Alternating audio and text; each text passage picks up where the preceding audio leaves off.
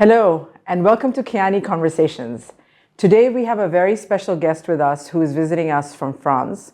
He is here at Keyani very regularly throughout the year, and we would really like to welcome Yvan. Welcome, Yvan. Thank you. Welcome to Dubai, and welcome to Keyani. Thank you for having me here at Keyani. So pleased to be back again. Yes, we're so happy to have you and have a conversation with you about what you do and find out a little bit more about your specialty and how you can help people.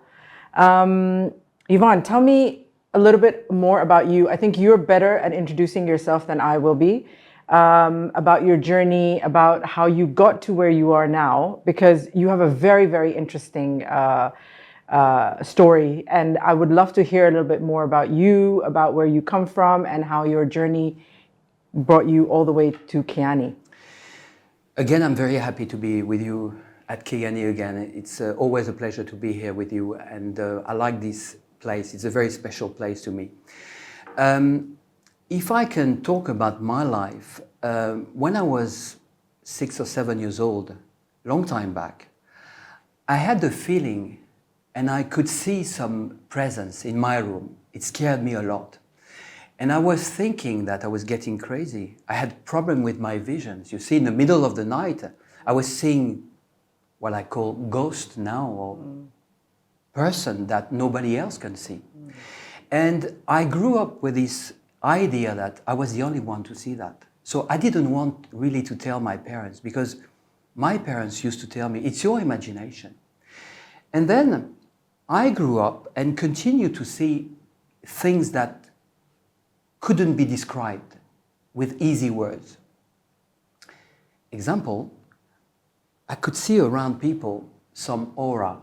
What I call now, I know what it is now a little bit better, but at that time it was difficult. I thought my vision was not going well. It was a sort of light around people. And then I continued to receive some information. I was looking at someone and I had a feeling that I could receive some information from the person.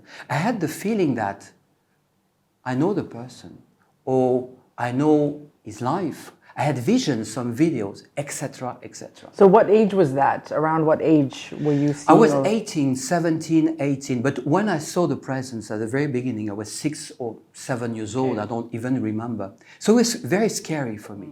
And I didn't know what to do with that. I think the worst that happened to me was what we call out-of-body experience. Yes. One night, I woke up in my dream. So it sounds a little bit difficult to explain, but I saw myself from the above. And I was wondering, the guy sleeping is me. Yeah. But I see myself sleeping. And honestly, it was extremely frightening. I can imagine. Difficult for me to realize what was happening. Because when I was out of my body, I could float. I had the possibility. I was floating in my home, crossing walls, you see. It was extremely difficult. And when I came back to my body, I didn't want to sleep. I was scared. I said, I hope it will not happen again, because I didn't know what I was. So it was a very difficult time of my life, because you don't know what you see. You don't know what you feel. But did you have somebody that you could speak to or you could communicate with in that age? Because 18, 17 is a very difficult, time. Exactly. Yeah. I didn't have anyone to talk to. I didn't have anyone to share this type of information, because it was too tough for me. And then I remember that I met someone one day, because I had a very little problem, health problem. And I went to see a healer, and I was 20, 25, 20, 26 years old. I don't even remember. The guy told me, remember, you have the same power as me. And one day, maybe, you will use it. But you see, when you are 22, 23, you don't care about that. But one day, I remember, I put my hands on my daughter. She was, I don't know, she had a pain, something not very important. Put my hand, and I realized that my hand became painful. And she was feeling better. But I said, well, maybe a coincidence. I'm the father. So, you know, and I had a career at that time. I was working in a company, you see. So I sort of live with two lives. The life, professional life, and the other life. And the other life, well, I mean, the other life means the invisible world, you see. So I was wondering, where is the reality? Is it what I touch in the physical world, or what I touch with my invisible hands, you see, on the other world? But also it must be very difficult because you're working in the real world, in the you know the sense of touch and everything, and you're working in a company. At the same time, you're also doubting and experiencing very unnatural things, and you're kind of questioning yourself as to where are you? Is this real? Is this happening? Exactly. Just like you said, your daughter, you know, like when you felt the pain in your hand, you said, oh, it could be that I'm the father. That's right. So again, the belief system of the fact that you really didn't believe that you could actually really fulfill this healing for her. Exactly. The danger is to know where you are. Are you in the physical world, or are you in the invisible world?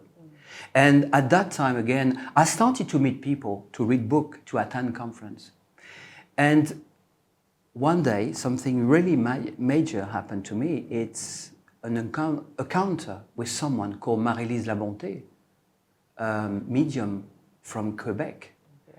I attended a conference in Paris. And I'm very pragmatic, by the way. Even now, I like to verify.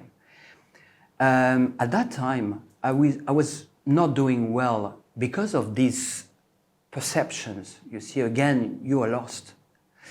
And someone told me there is a person from Quebec, she channels angelic vibrations or beings.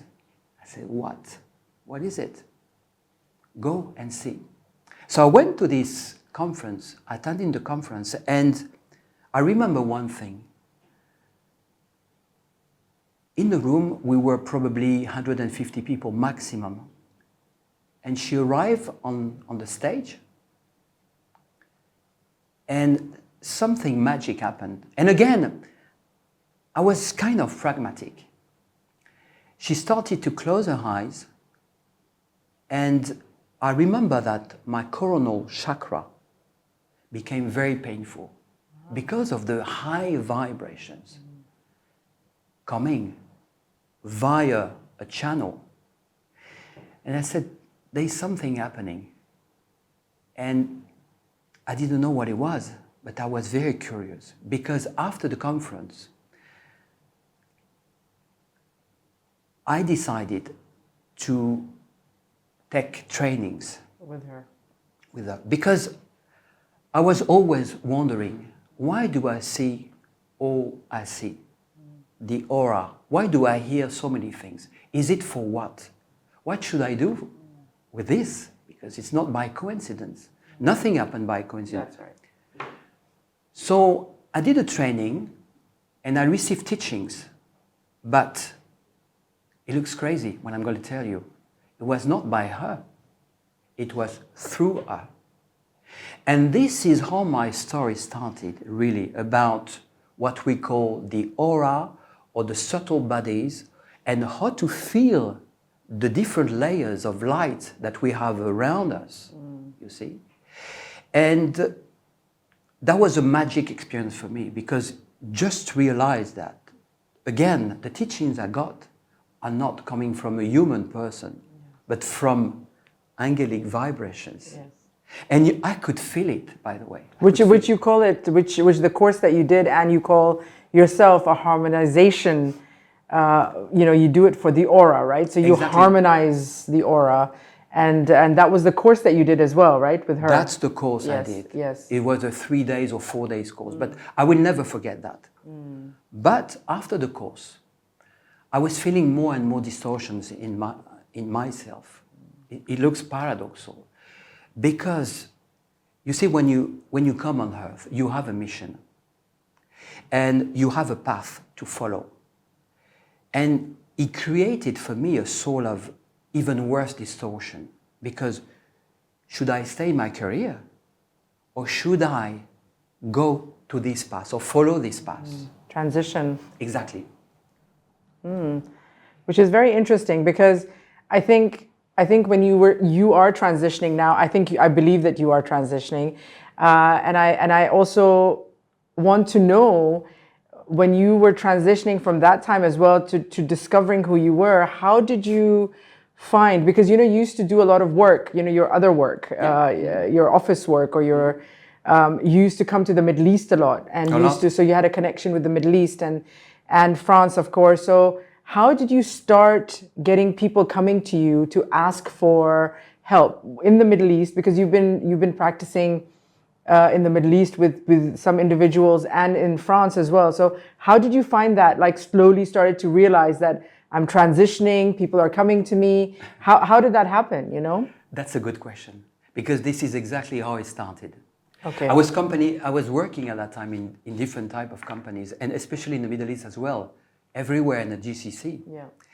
And to test myself, when I had a customer in front of me, just to challenge myself a little bit, whenever I had a vision, I was trying to get confirmation from the person. For example, I had someone in front of me, and suddenly something were coming to me, like a video. And I was asking the person, are you interested in gardening? Oh, yes. How do you know that? No, I'm just asking you a question. It's like self-testing. Exactly. It was a self-testing. I wanted to prove myself something, you see. So some people I met, I had to tell them, look, I feel something. And he said, oh, interesting. What do you do in your other life? I'm a healer. Oh, I have a pain here. Can you help me? Sure. So in Kuwait, in different parts of the GCC, in Dubai, in Bahrain, in Qatar, I did some tests, by the way. Yeah. Within your working environment. Exactly, within the working environment. So this is how it started. And same in France, because I was working in France in the same type of companies. Yeah. So That's this is how amazing, it started. yeah. And every time I could see results and people were happy. Yeah. You see?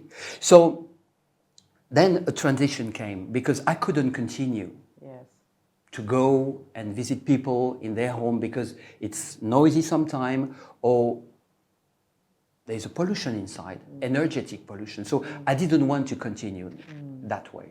This is why I decided to move to other directions and find other proper ways to practice my healing. Yeah, more streamlined, more something that was aligned with you and how you felt. So, I mean, tell us a little bit more about your practice and how you practice, and what is your technique of when someone comes to you and does a session with you? There's something very important to understand first.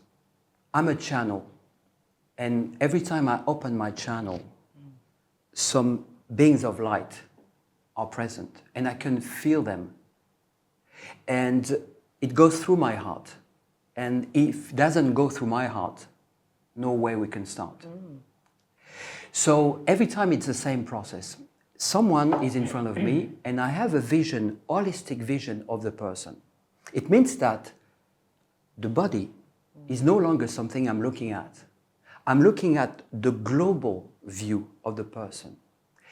And I feel the aura, what we have around our physical body. Because again, the physical body is only a little part of who we are. We are much more wider, much more global than what we think. Yes. And when you have a pain, this pain has taken already origin in your aura, someone in the energy, which create a blockage and create a sort of impact on your physical body. You see? So we can take an example, like if I'm coming to see you and I have severe pain in my shoulder. Yes. And So how would you do that? Like, for example, while you explained the fact of the body, the aura, the energy, this, all those things are all intertwined. But how would you treat me to find that, does my shoulder pain have some other underlying issue which you would be able to detect, or it would be to heal that area? If you have a pain, it could be because you fell down 1 hour ago. Yes. So it's a pain, it's a local pain. Or some of the pains come from a long, long time. You see, it can be from your childhood. And then I have this information. I receive this information. I have a video. I can see you, for example, when you are 6 years old, 7 years old. And I can feel the origin of this pain. And this is on this memory that we're going to work. When I'm not a psychologist, we don't talk. We don't talk during the session. I'm a healer. It means that I'm working on blockages and try to release blockages, to reestablish and restore the flow of life. Yeah. You see? So this is, every session is different. Yeah, but it's a silent session. It's a silent session. You work on it according to the messages that you're getting, and you know automatically where to move and what to do. Now, who should be coming to see you? Because a lot of people will want to know, like, do I need to go see Yvan? Is there something that I need to go and work on? So what kind of message could you give to people to say, come and see me if you feel... I don't believe in coincidence. Every time I met someone, it's for something. Every time. Absolutely. There's no... First of all, I never had a case where someone wants to meet me just to meet me without nothing, without a specific reason, I would say. So people suffering from anxiety or stress or different illnesses or repetitive life pattern as well, you see. That's very important because a lot of people keep doing that over and over. Exactly. Yeah. And again, what I'm saying is, and it's very interesting, and for me, it's a kind of guarantee for myself as well. I'm not doing the job alone. This light, beings of light, knows what to do. Sometimes I'm an observer of the situation. So the person is in front of me, on the table, massage table. I put my hands on the physical first to relax the person, on the plexus, on the solar plexus, on different part of the body. If there's obviously an acceptance from the person, because some people say, I don't want to be touched, fine. Then we work on the other levels, on the other part of our other dimension. And the message I receive are, do this, do that, say this, don't say that. You see, because sometimes I'm about to say something. People are not ready for it. And they are not ready to listen, to hear. Yes. But every time, I can say, really, every time, it's a beautiful experience that brings peace and people feel much lighter. Yeah. Do you also work with crystals, and do you work or